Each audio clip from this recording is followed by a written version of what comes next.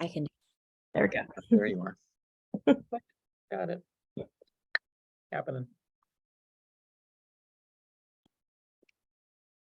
Oh, Sonia, you're on mute. Okay, There you go. sorry about that. Coos, I'm right here. Julie Seastrom. Coquell, Cow Creek, Yo. Grand Round, Here. Siletz here, Warm Springs,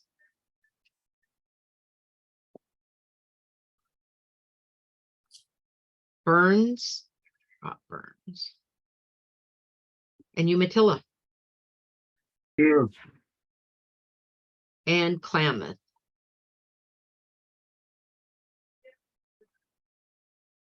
Okay, Thank you, Sonia. So let's slide right into Delc updates. Alyssa's gonna bring us all up to speed. Yes, so big thanks to you all for helping us define the desired attributes for both the Tribal Affairs Director and Otella Liaison positions, and to Sonia and Sandy for being on both panels, but really excited that we have a Tribal Affairs Director who will be starting with us on January 4th, as well as the Otella Liaison who will be starting that same day. So really excited to have a tribal affairs office for Dory to not be sitting there on our own anymore.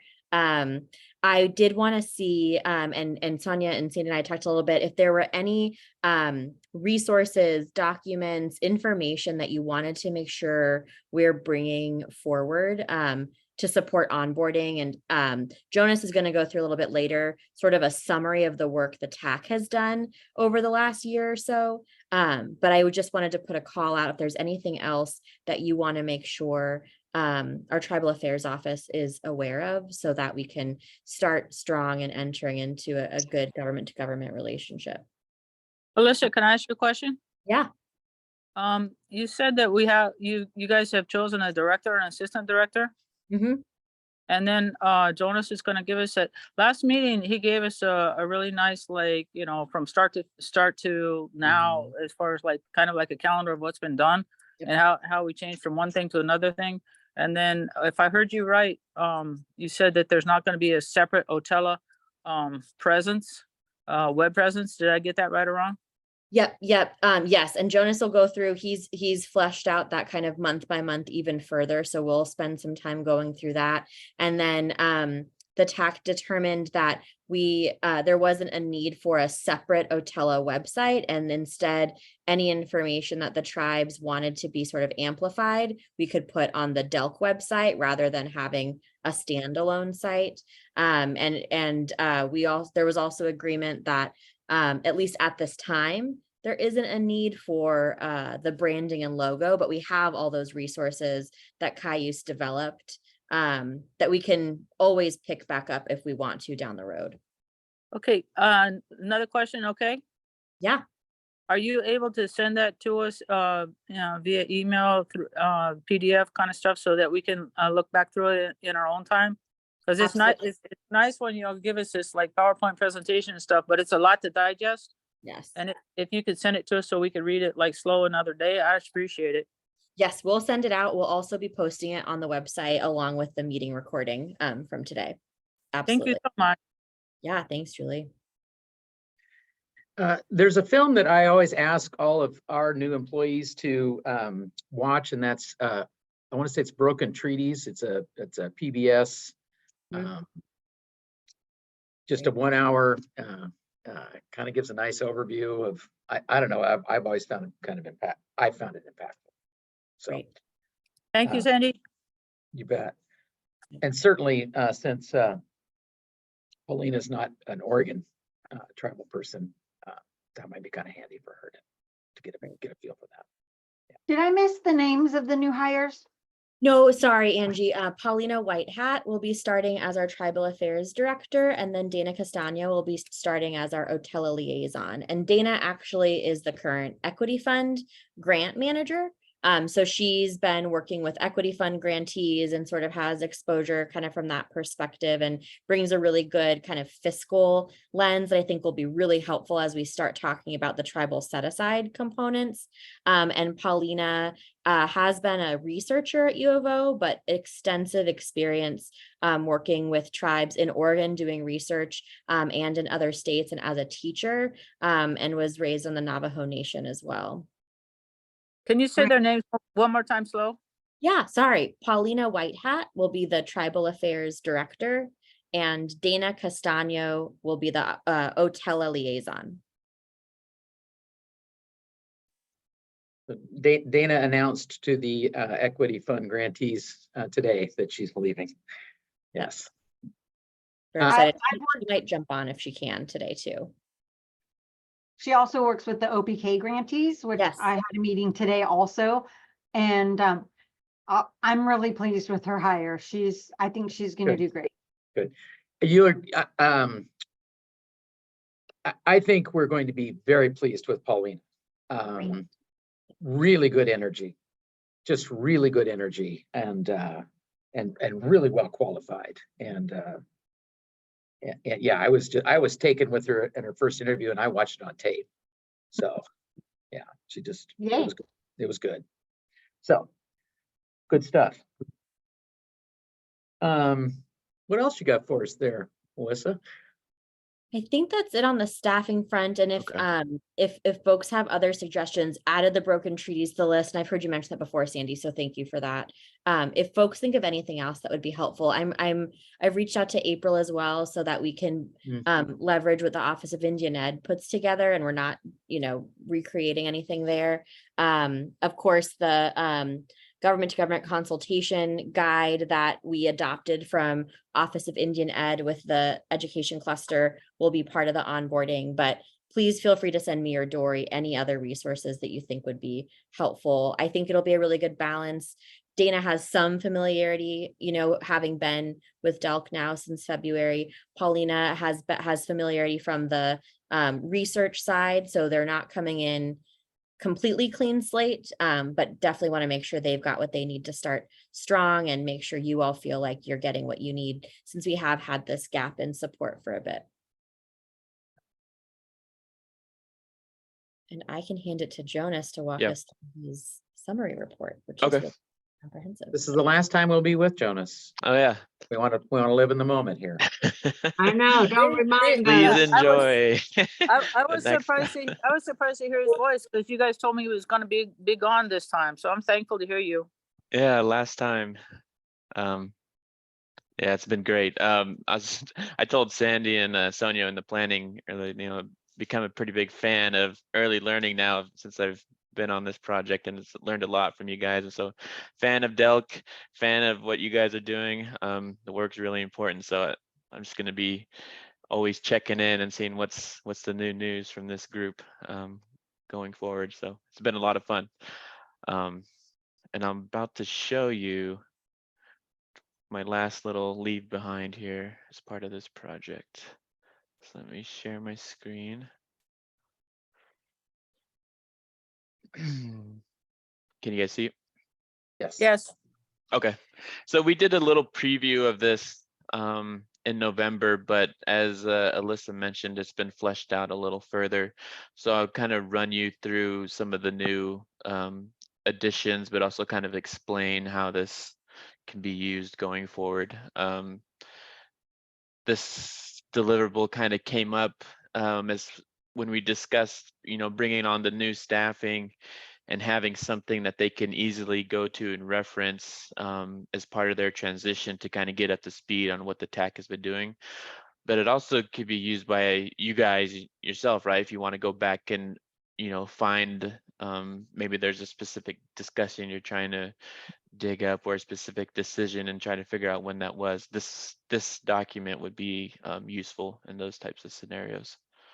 So let me just move on. So these first two slides, are going to be just the key dates and timelines, so really high level.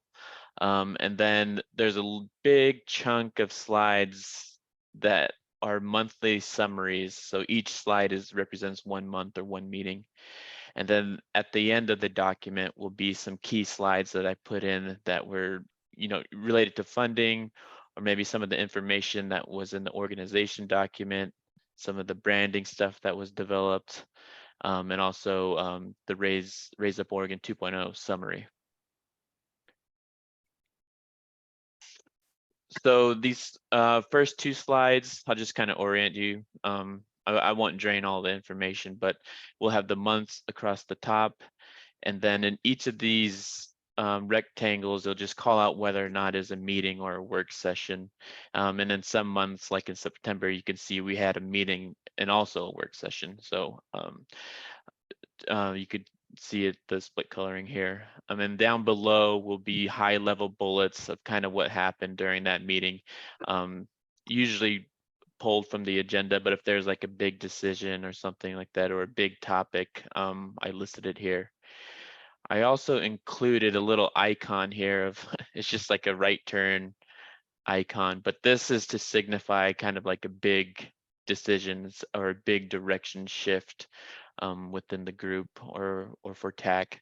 So for example, back in September 2022, this is when we landed on Atella as the name. The organization document was introduced, and the idea of kind of going forward with the nonprofit decision at this time.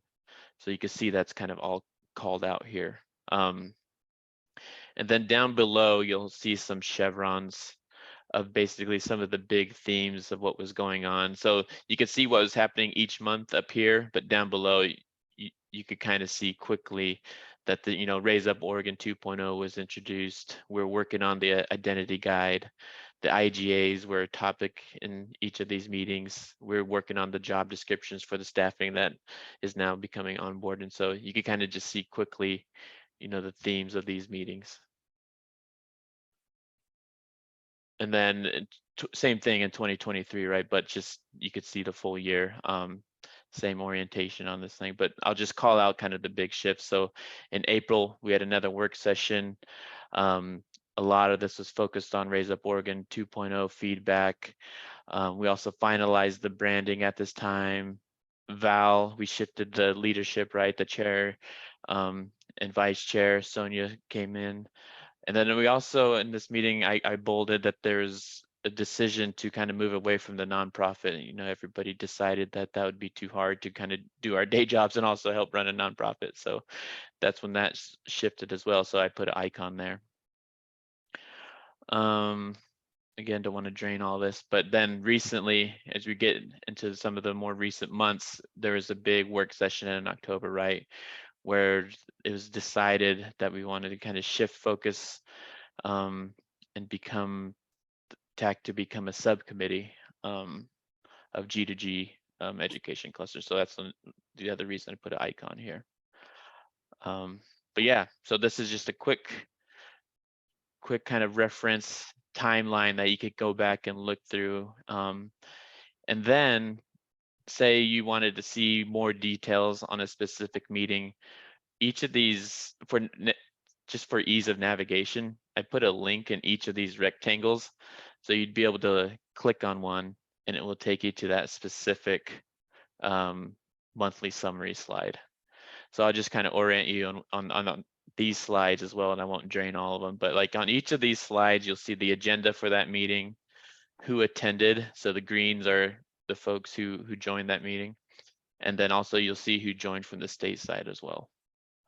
And then down below, these are really kind of similar to the bullets, but there's more of them right on the timeline slide, and there's more details as well. So you can kind of see, we had quorum, and then what were some of the big themes, some of the big decisions or big topics discussed in that meeting. And then on each of these summary slides, there will also be a link. Now this link will probably lead to an internal site that Dory and Alyssa will have access to if you wanted to actually go dig further into that meeting and listen to the recording, or maybe look at the minutes from that meeting. So there'd be another click down of detail you could get to if you wanted to.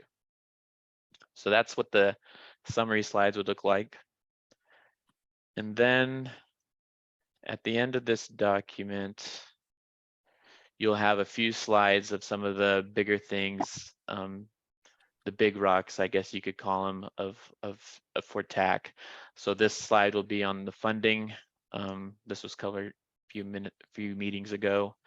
So I'll have some of like the allowable uses that were discussed and agreed upon, equal distribution among tribes, and some of the future set aside funding that has been discussed and how that's going to work.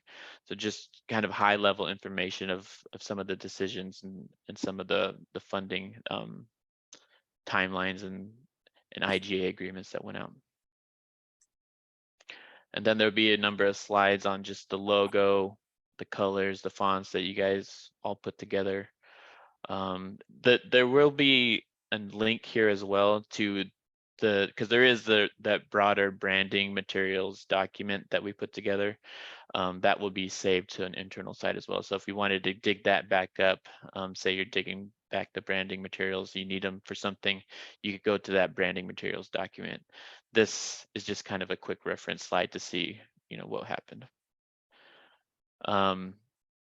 And then back in September 2022, right, that's when the organization document was introduced. So some of the information from that document, I just pulled it and put it onto the slide so you could kind of see what was decided as far as the mission statement and purpose of Attila at that time.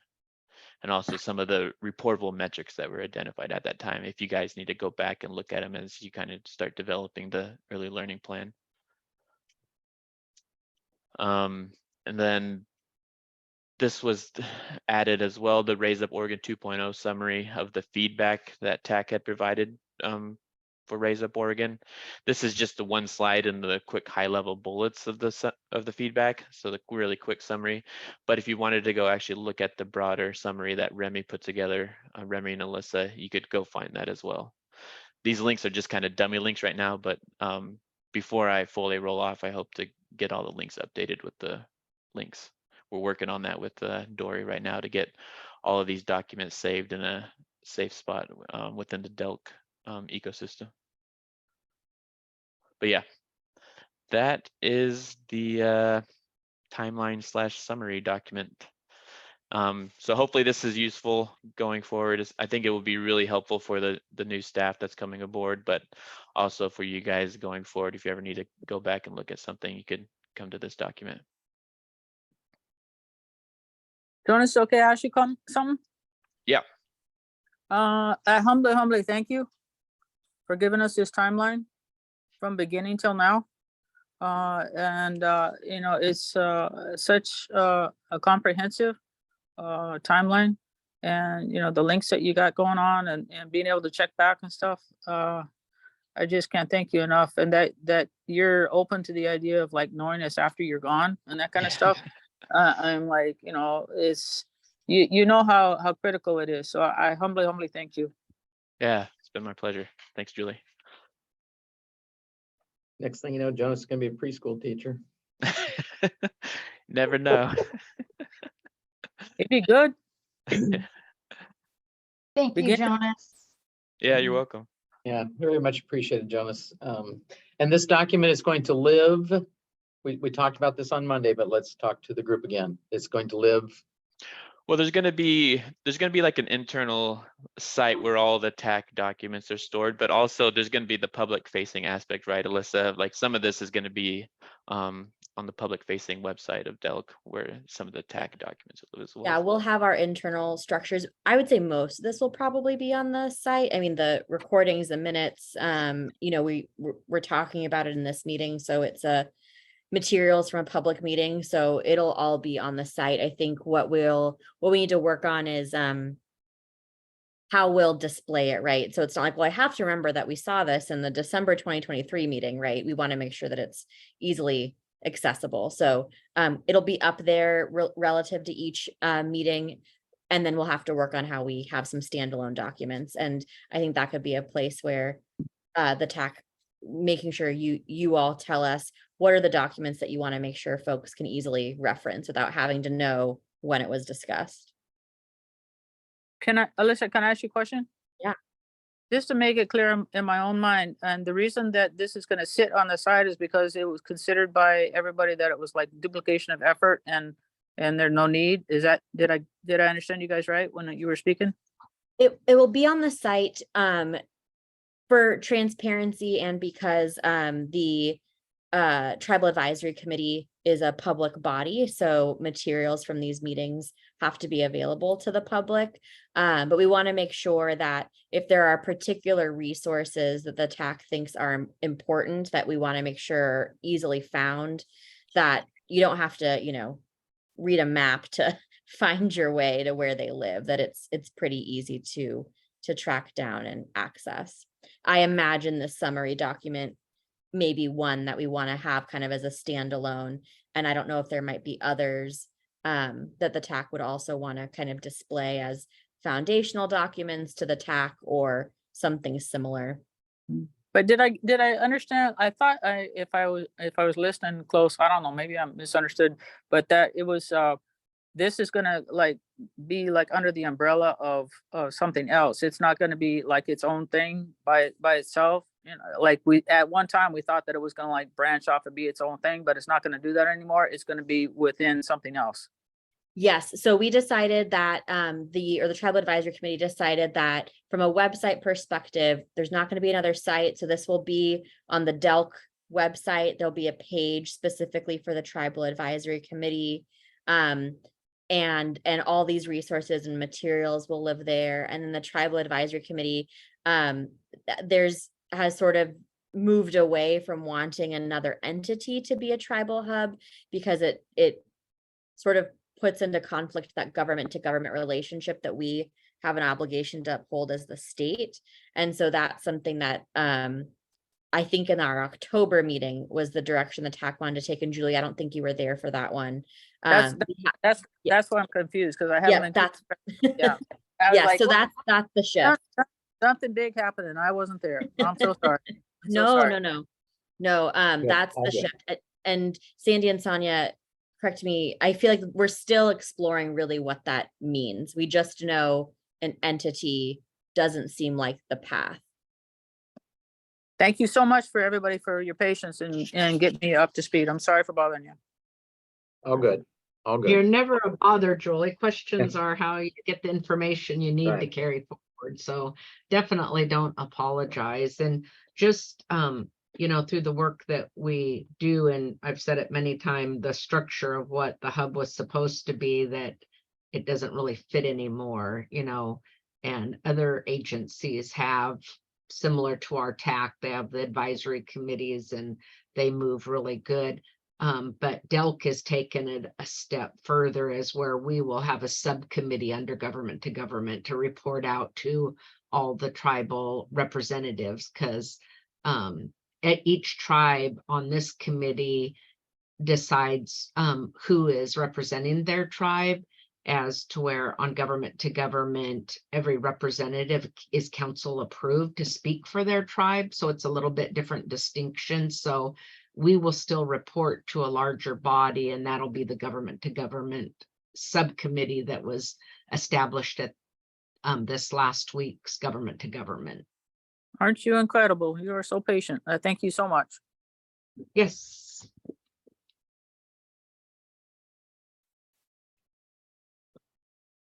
Was there anything else folks were hoping would be included in sort of this retrospective summary, or does this? Part of it was we wanted to make sure folks like Dana, who's now just joined us, and Paulina would have good foundational documents to start from, but we also, knowing that not everybody is at every meeting, wanted to have a good record of the evolution of the conversation, not just where we landed, but how we got there. But we want to make sure if there was anything else you all were hoping would be reflected, that we grab Jonas's brilliance before he peels off at the end of the month. Yeah, technically I'm around to the end of the month, so. No, this is incredible. It's actually probably further along than some of the even Office of Indian Ed. I mean, we don't have this cool timeline that shows all the work. We always have to go back and say, no, what date was the original state plan, which was the late 80s, early 90s. And no, I think this is incredible. And I think it's not only going to be beneficial for new staff, but I think it's going to be beneficial for as tribal employees to take forward to our tribes, especially if, a lot of our tribal employees are changing, and it's not a negative for sure. There's just so many more opportunities for Native peoples in their own organization as well as in state agencies. So we know that a lot of changes happen. So this will be a really good way for someone to get up to speed without having to take committee time, because we all are on so many different committees that someone could easily see where we've been, where we're going, and the work that still needs to be done. Sonia, with that in mind, would the ideal be that this is a document that we continue to add to? So this is sort of the way that we continue to track. Great. We can definitely Yep, incorporate. that's why we keep Jonas. Surprise. Hmm. We probably should welcome a new person in our Family Feud squares here. Yes, Dana, do you want to introduce yourself? Yeah, sure. Hi, sorry for joining late. We had the Delk holiday party and I was running trivia questions. It was really fun. So the Family Feud reference, like that really resonates with me right now after having been basically a game show host for 2 hours. So anyway, hi, I'm Dana Castano. I work here at the Department of Early Learning and Care. My current position is a grant manager for Equity Fund and OPK. So many of you, well, some of you already know me. And so it's really great to get to join in a little bit early, since I don't start as the Otella liaison until January 4th. But I'm very excited to be here. I don't know what the conversation was exactly, but I think I know because I did watch the video from last month's meeting. So I am a little bit up to speed I know I have a lot to learn, but I'm just happy to get to be here to have the opportunity to absorb some information now and get a little bit of a jump start on things. So thanks for having me. I'm glad to have you. Very glad to have you. Thanks for accepting. Yeah, I'm so glad to be here. Thank you.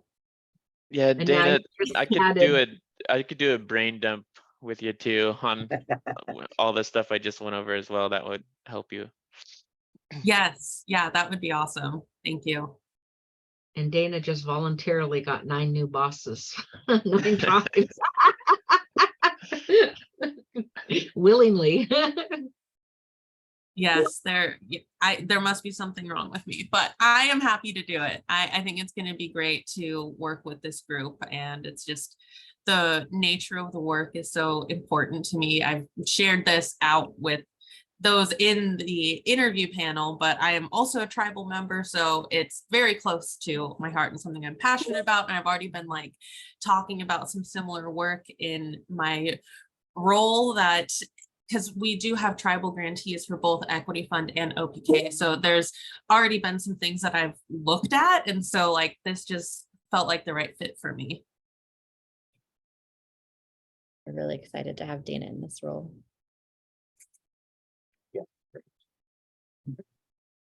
Liz, is it okay to say something? Of course. I just want to say thank you in advance, Dana. Castano is Julie Seastrom, and I'm Hannes Coos from the Confederated Tribes of the Coos, Lower Umpqua and Saisla Indians. And we also have Desiree Acosta on here today. And I just want to say, welcome and please and thank you for what you're going to do for us next year. Thank you so much, Julie. Nice to meet you. Okay. Glad you could join us. Really, in many more ways than one. Glad you could join us. Yeah. Definitely.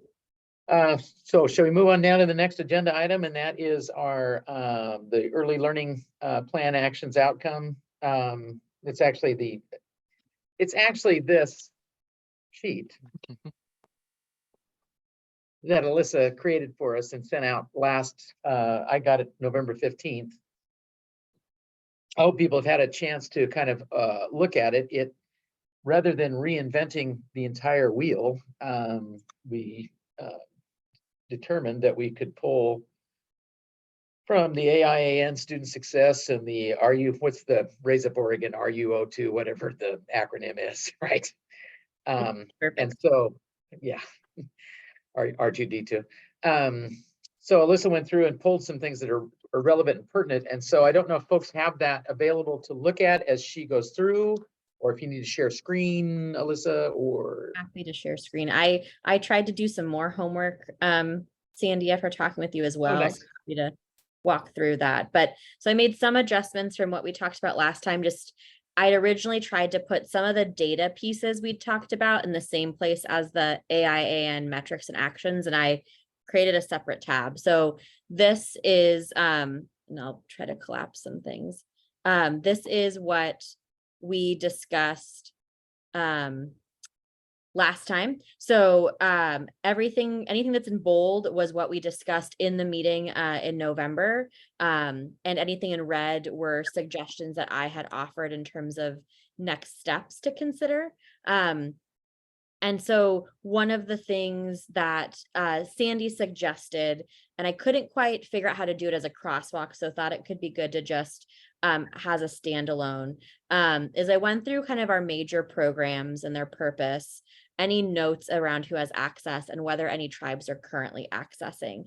And I wanted to see if this was helpful, if there's other funding streams that the TAC would be interested in, and then we could figure out how to crosswalk sort of the purpose of those programs with each of the metrics or actions that were in the AIAN state plan to get to these outcomes, so that we can see where we already have existing funding streams or access points for this work, where we need to just make sure that tribes are getting access to those funds, and where we might need to have the tribal set aside. So what we had talked about before was really two paths. How do we make sure that any new investment in early learning, whether it's expanding Preschool Promise or Equity Fund, includes funding specifically for the tribes? So tribal set aside in that instance could be the Tribal Advisory Committee or the Government to Government Education Cluster, consulting on what percent should be set aside. Is it 2%? Is it 9%? Is it a sliding scale based on the amount?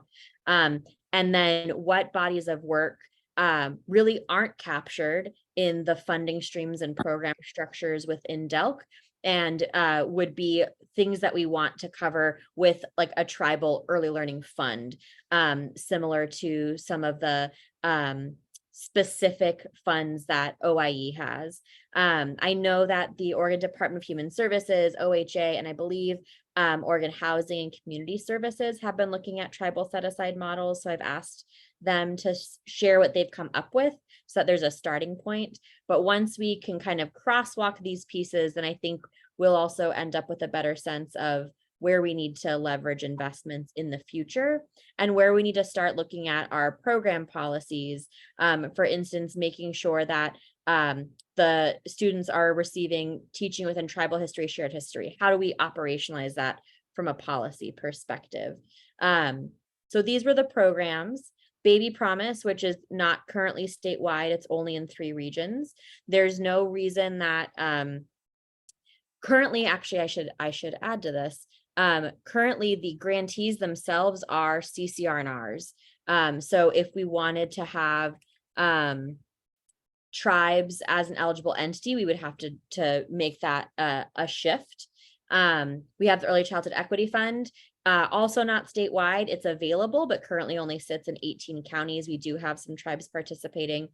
ERDC is a big program that we now oversee as DELC. But wanted to note that it's a voucher, not a grant or contract. So it wouldn't necessarily be the same path. But if this was a program that the tribes were interested in increasing access to, it wouldn't be through a grant agreement, but we could talk about other strategies to be really intentional about that. The Kindergarten Partnership and Innovation Fund is the only remaining funding stream that only goes through the early learning hubs. And it is focused on kindergarten readiness and family support with some professional learning components. We have OPK, of course, both through OPK as well as Tribal Head Start, going directly to the tribes. Preschool Promise, no considerations there aside from that broader, should there be a percent of new funds that are earmarked just for tribes? And relief nurseries, noting that relief nurseries are a little bit unusual in that the Oregon Association of Relief Nurseries determines which relief nurseries are funded and determines the funding formula. And so if relief nursery services were something that tribes were interested in, we would just need to figure out how to bring the association into that. It'd be a little bit of a trifecta in that case. And then I wasn't sure if the TAC would be interested in us doing a breakdown of all the different professional learning investments we're making and where those go. And if there are bodies of work that tribes would want to tap into, or if those are bodies of work that we would want to put in a tribal early learning fund. So I noted that for consideration, and I'll pause there before I go through more tabs and see if there's any reflections. The baby promise. Yeah. So I remember us talking about this probably a couple of months ago, in that it was not a priority funding for the Oregon legislature. And Yep.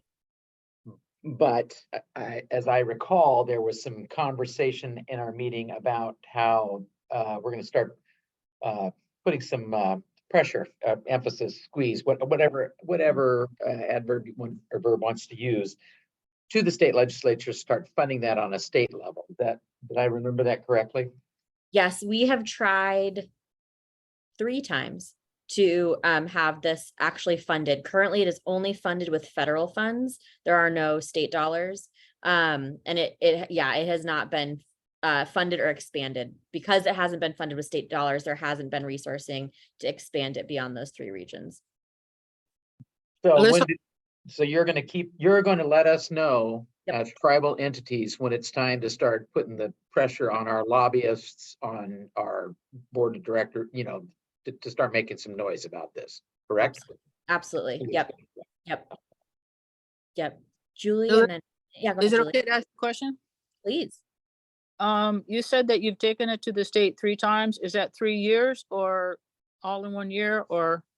Great question. 3 legislative sessions. So we brought this up in the 2019 session when the program was conceptualized to sort of say, we've got this federal funding. We tried to get it to be part of the Student Success Act. So the legislature passed legislation to create the program, but they didn't allocate funding. We made a request to expand the program in 2021. That was not funded. And similarly, in the 23 session, we made a request, but it wasn't funded. We have dealt with that before where we're given a green light for something, but no money to carry it through. Right. And Yep. and we've also been similar with, this is with different subjects, not this specific one, but given federal dollars, but no state money. So I don't know, what the block is with the state. I don't know. That's everybody that's been in this longer than me. I've only been in this since 2021. So This has been one, I feel that the winds are changing a bit because of the awareness across the state about the need for childcare, and infant and toddler care continues to be a really acute need. So I'm hopeful that we'll start to see a shift. I think the challenge in the past has been that a lot of folks have trouble understanding how infant toddler care is education. Preschool, people are there, right? They see it as sort of an extension of K-12. Infant toddler care has been harder, even though the brain science is really clear that the most brain growth is happening during that period of time. But I think the childcare crisis will, in this case, help demonstrate that Baby Promise is a strategy alongside programs like ERDC and OPK that can start to help address the infant toddler childcare crisis. one last thing on that, if it's okay to share with you, that when I was, I've either been a student or a teacher my whole life. And when I was a teacher, one of the things that I shared with legislators is when they would, is the children are going to grow up and be voters. Yeah. They're going to remember you. So if we have nothing else, we can bring up that. Yeah. you know? Future constituents for sure. You know, if you take care of us when we're babies, and you know, we take care of you as your life progresses too. Yeah, absolutely. We Dana, we need leaders that are going to support our children. yeah, I think we're starting to see the shift, but figuring out how to tell the story in a way that resonates is something that we have to continually evolve, I think. Yeah, Dana. So maybe I, of course, just jumping into this, and the programs that are on the list, I noticed that one of the programs, Healthy Families, isn't on the list. I Yes. was wondering if there's a reason for that. No, it's because I was trying to do an alphabetical order and I kept putting HFO and I was like, no, this letter goes before it. So thank you, Dana. I will have Oh, okay. HFO. So it's Not supposed to- intentional. Just Okay. me following the alphabet in my head and missing one. All right. Well, I have a Alyssa- follow-up question, but Alyssa, one last thing. I'm sorry, everybody, but I'm gonna have to leave you because my phone is dying, and like I Oh, told you, yeah. I'm doing something else at the same time. But Desiree, I don't know if you're able to stay till the end, but Alyssa, if you can send whatever it is to me via email, I will read it. I promise. And I thank you so much, everybody. Thank you. Julie. Thank you, Julie. Bye-bye. and then so my other question is, and maybe there's not an answer to this yet, and I might be jumping ahead a bit, but what about a specific case where ODE might get the funds for something, but it could also be supporting the 0 to 5 range? Specifically, what I'm talking about is the early literacy bill and how there's supposed to be a set aside for tribes and for the tribal language revitalization, right? But so like they're setting that aside, and then DELC is getting money separately. So like, would we also do a set aside for that early for tribes within the funds that we're going to be getting? / would ODE be setting aside funds for 0 to 5 for tribes in what they're already going to be doing? Does that question make sense? Yeah, I think it's a good question. Even more generally, we know that there's, Student Success Act dollars and student investment account dollars that ODE uses for early learning, and there could be overlap with tribal investment. So I think that's a good question, and how we work with Office of Indian Ed and ODE to track that and sort of get a fuller picture of where those dollars are. In terms of the set aside for the birth through 5 literacy plan, when we talked to the governor's office, the understanding was that the tribal grant is what was sort of agreed to in consultation. And so there wasn't a need to do a separate set aside in the birth through 5 portion of it. But I think that's something we need to be asking with every new investment. And then what information do we ideally want to make sure comes over from ODE if it is being used for 0 to 5, so that it could get rolled into our own tribal early learning plan.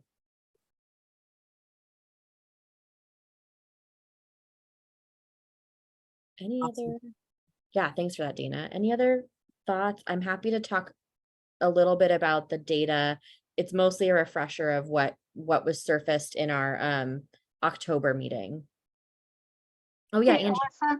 Yeah, on the OPK, it says state Head Start model prenatal to 3. Should that be prenatal to yes. 5? It should be. Thank you. And This is what I then get for doing it same day. also a question, do you know how many tribes are participating in OPK? I don't. I wanted to add that, Angie, for all of these. And so I'll add that to this. For any program where tribes are participating, I'll make sure we say how many tribes are accessing it. Okay. Yeah. Because I think I might be the only one. I think you might be too. And actually Dana would probably have a really good answer. You are the only one at this time. And I also, and I did want to clarify, it says 36 grantees on the access. I'm thinking that might mean supposed to be 36 counties, because OPK operates in all 36 counties, but we only have 30 grantees. 30. Okay. Counties. Thanks, Dana. Yeah. Yep.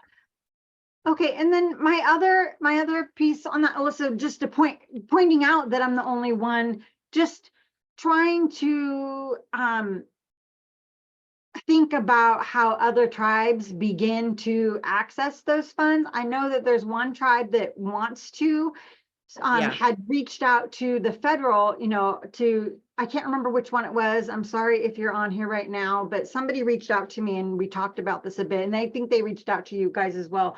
Yep. Because I told them, like, right now, there's no expansion dollars in Region 11, as far as I know, but you could look at bringing state dollars in. But again, it's always like only when there's an expansion, and sometimes that expansion is only for existing grantees, and so even expansion for existing grantees would not enable other tribes to start accessing those funds. Yep, exactly. And that's something I can be adding here. I'll put a note to sort of nuance the expansion pathways. So to your Okay. point, Angie, where would we have to be intentional and say new grantees, and where would we be able to preschool promise, right? Like, wouldn't really have to change much there. If we were doing OPK and we wanted it to be for tribes, that would be a different approach than we've previously taken.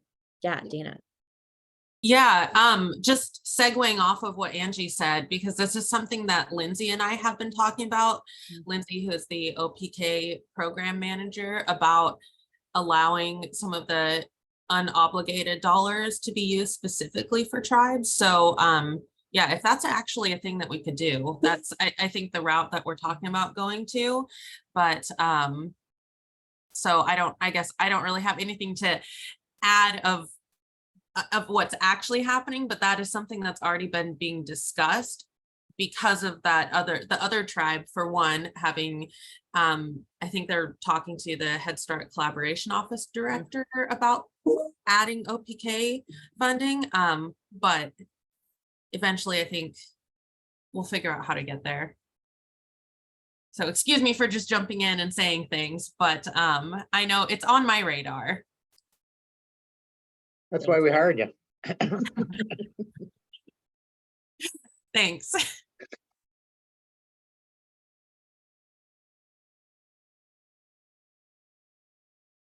Anything else? And I think that's a great example of a possible next step with this is once we identify the funding streams or programs you want to be looking at, then we can identify if there might be existing resources that we could allocate in a different way, where we would have to make adjustments to the way we administer the program to help us again figure out, is this just about having a percent of existing funding streams, or is this about having a pot of funds specifically for tribes? So that would be great. The data components, I added one this morning. So the two we'd talked about from the October meeting were the number of Native children enrolled in publicly funded programs and the number of Native children suspended or expelled from childcare early learning programs. And then I remembered us also talking about ideally having the number of licensed childcare providers. Each of these pieces will need to check in with the data analytics team. Some of this may depend on the new systems we're developing.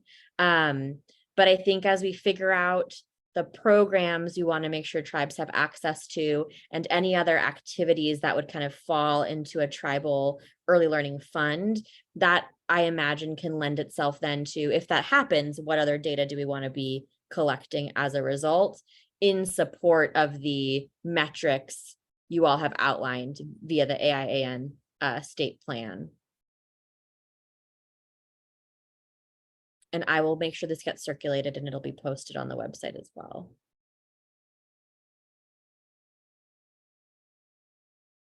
That's it, I think, for me. Thank you, Alyssa. Thank you all. Appreciate the engagement, and I'll get these next steps captured and get this out. Hanging out in that recliner's giving you a little free time, huh? Oh yeah, all the free time.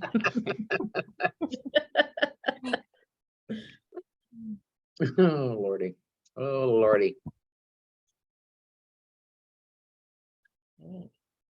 Danny, did you want to kick off the last agenda item? Yes. Well, not my agenda again. So we need to move forward with planning for the 2024 year in our meeting schedule. And we need to have a discussion around, we do seem to accomplish a bit more when we're face to face. So I'm open to proposals as to what that could look like. I would suggest today that we have a face-to-face once a quarter, and that it may be, depending on what's on our plate, or with the work that's in front of us that needs to be done, that perhaps that becomes like a half-day work session. But once a quarter, face-to-face, and then I feel like that probably for the first few months of 2024, as we are bringing these 2 new staff members on, that we still need to be meeting once a month so that they can see us, we can see them, and we can still continue to have conversations about the work that needs to be done. I have great faith and hope that these 2 new staff members are going to really be able to move our work forward for us, so that we can be that advisory committee and not a big work group. If you know what I'm trying to say there, because we're all busy. I know that. I know that just, listening to the group today, everybody was in meetings all day long, right?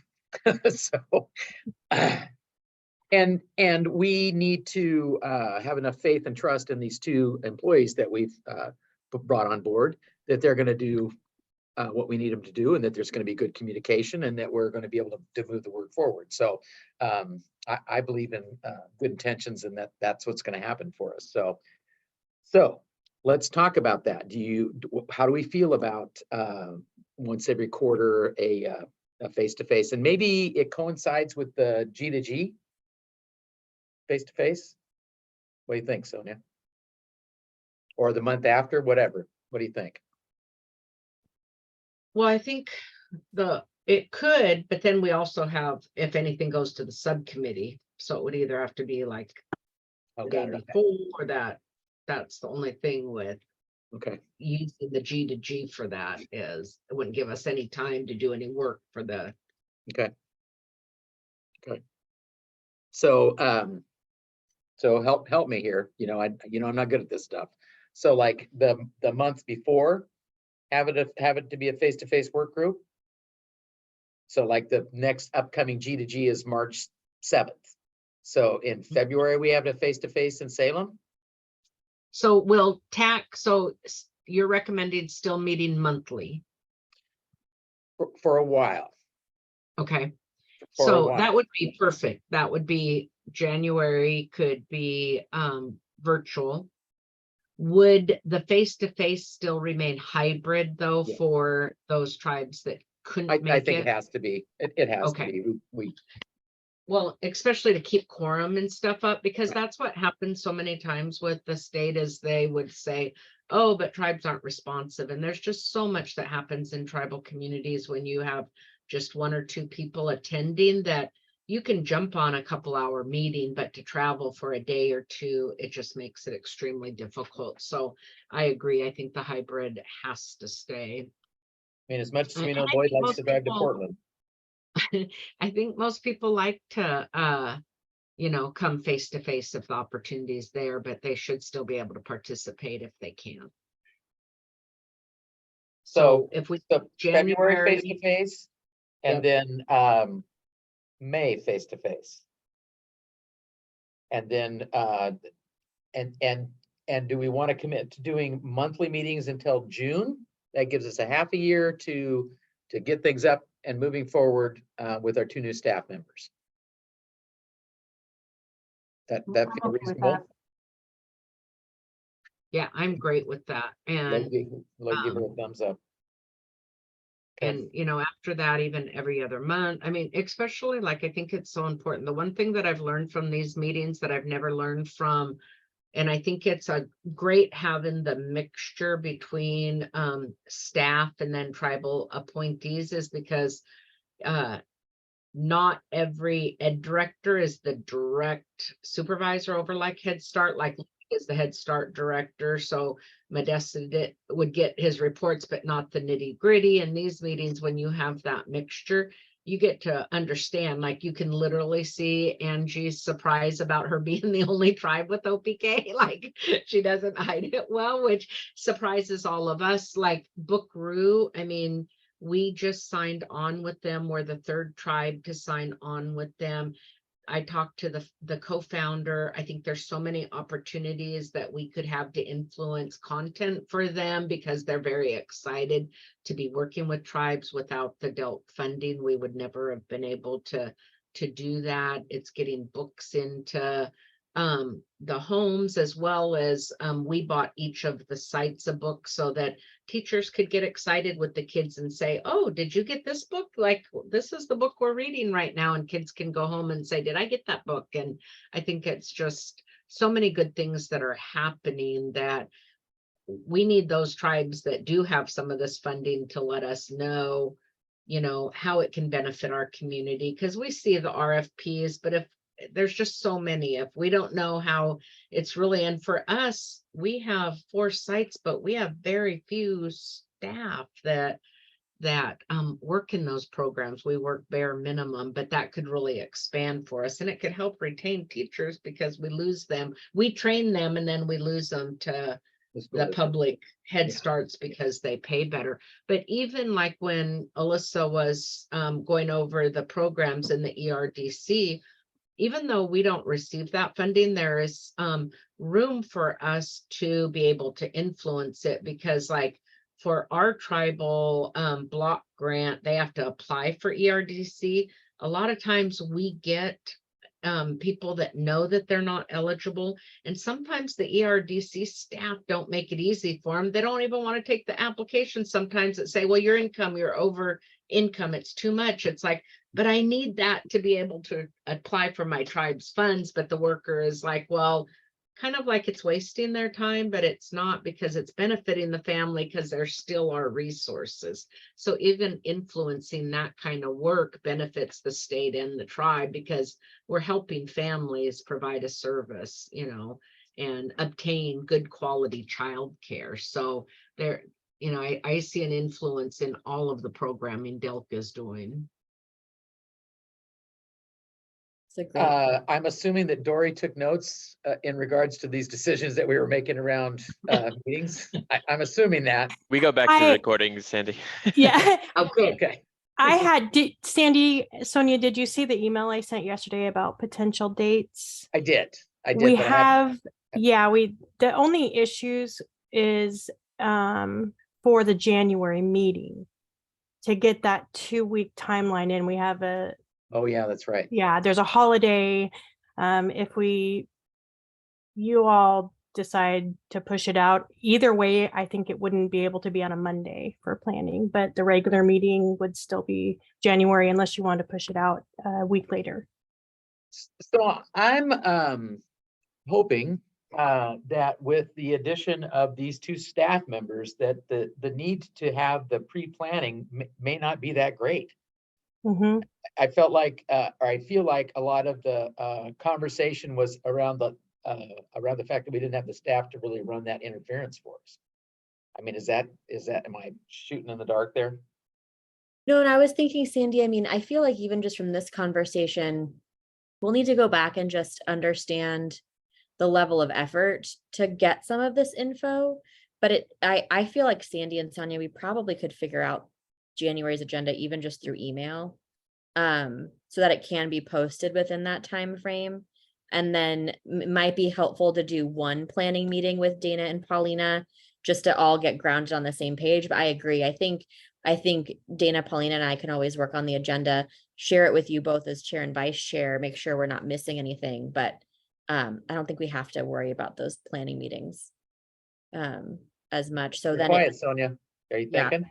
Yeah, what do you What's think? going No, on? I think it's great. I think I agree. Like Okay. the planning meetings are important, but we're getting more staff now, and I think it'll be good. And especially the tribes were so heavily involved in the planning somewhat because the executive session part, which we also don't have anymore. So, you know,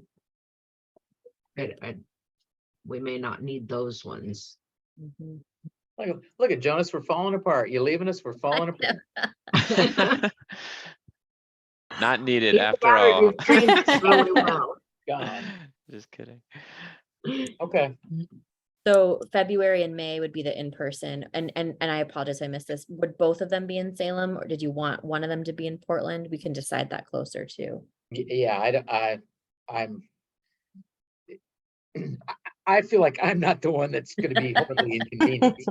I feel like it's people like Klamath Falls and Umatilla and Warm Springs and those folks that gotta, drive hours to get Mhm. someplace. You know, We could do a poll and sort of see, do the February one in Salem, and then see if folks want to continue with Salem or try to move around a bit. right, and even though Sonia and I like to whine about driving, we could go someplace else too. Absolutely. Yeah. Picturing always up picturing for Sonia's Portland. driving face.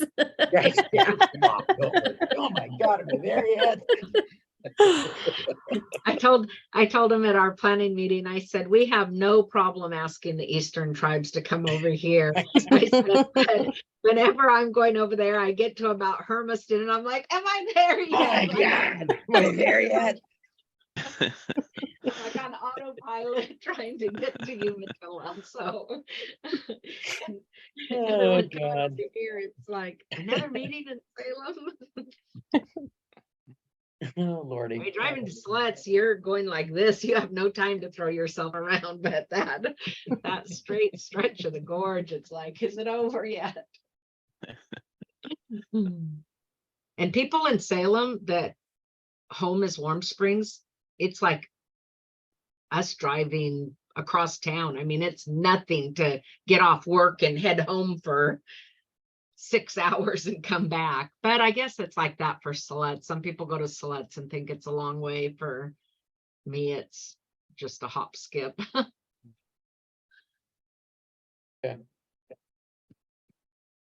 Okay, do we, as a group, feel good about the decisions that were made there? We're in good shape? Lloyd, you took off your headpiece, and now I'm just not sure if you're still with me, because you're not twinkling. He's good, okay. He's good. Okay, He had to good. put his headphones on. Okay. He's not flashing. Okay, well then, I believe that we are done with today's meeting. Again, really want to welcome Dana and certainly Paulina when they come on board. We are very pleased to have both of you here with us doing this work. And the common ground is that we're here to serve our tribal children. Everybody around the table agrees that that's what we're here to do. So if we can always establish that common ground, then the rest of it comes easy. We just do the next right thing. And I think if get the calendar and stuff out to Dory, we can, I know they're all scheduled out, but Mhm. just so if anything's happening in a tribal community, because usually Klamath Jennifer has people here and they're not. And so I think there's a lot happening right now, but just so that we can always try to make sure we have a quorum. Sure. Yeah, absolutely. We have them scheduled out through June already. Okay. So I'll resend out those dates. It's the same. Well, it won't be the same Zoom link probably for the next one because we're switching to webinar. But I'll make sure all the dates are out and we get those all updated before that happens. Yeah, because I don't know what happened with these last ones. They were on our calendar and then they weren't on our calendar anymore. And like, I know Alyssa, when I would ask her a question, she's like, are you at a meeting? I'm like, yeah, we're on TAC. She's like, it is not on my calendar. And so I don't know what happened on some of them. I don't know if something got changed and one was deleted and the next didn't get put back up. I think it was some of the ones where it wasn't on that exact, second Wednesday or whatever it was that were scheduled separately. I think that was the problem. But yeah, hopefully before the next meeting, we'll be on webinar and I'll get everything out with new links. I just always attribute it to my poor calendar management skills. Oh yes, I meant that. Hi, baby. Oh. Hi, baby. Is that Tisha's little sister?